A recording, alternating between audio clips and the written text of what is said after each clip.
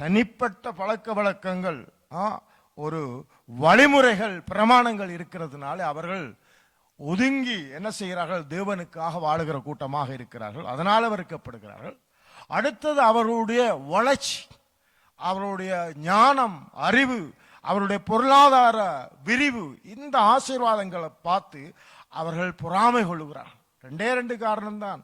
அவர்கள் தேவனால் தெரிவு செய்யப்பட்டு அந்த வாக்கு தத்துவத்துக்குள்ள தேவன் அவர்களை வைத்து பராமரிக்கிறதுனால அதை எதிர்த்து அவர்கள் என்ன செய்கிறார்கள்? போராடுகிறார்கள்.